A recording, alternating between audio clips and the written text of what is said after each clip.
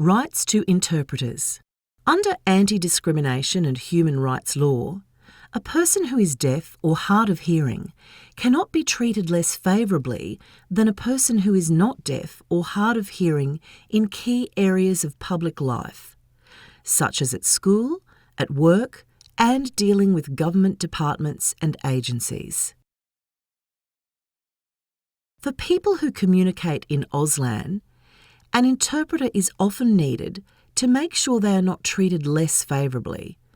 In many cases, it's possible for a deaf or hard of hearing person to ask the person they wish to communicate with, such as a government department, hospital, or the police, to supply and pay for the interpreter. Most government agencies should arrange for an Auslan interpreter to be present at your meeting so you can fully participate.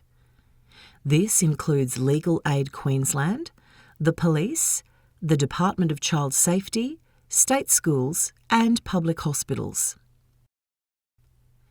If you require an Auslan interpreter for a meeting with a private organisation, you should contact the organisation in advance. They may have access to some funding for interpreters, or you may need to arrange your own. It can be difficult to work out who pays in some cases, including if you need an interpreter to come to your workplace. From January 2020, Queensland also has a Human Rights Act which works together with anti-discrimination laws to give everyone clearer rights when dealing with government and public entities.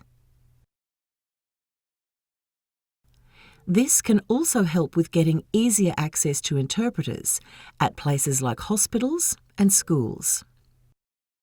It's important to talk to a lawyer who knows about anti-discrimination laws if you think you have been treated less favourably.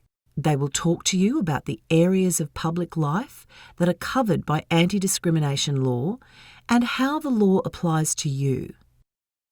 There are strict time limits for making complaints to the Queensland Human Rights Commission or the Australian Human Rights Commission, so you should get advice as soon as possible.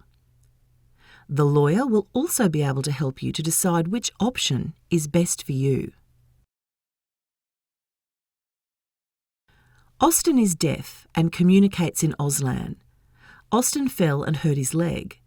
He made an appointment with his regular GP and arranged for an interpreter through his NDIS plan to come with him. The GP looks at Austin's leg and says that he needs to go to hospital.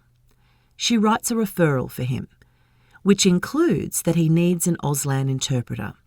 She sends this to the hospital and gives Austin a copy.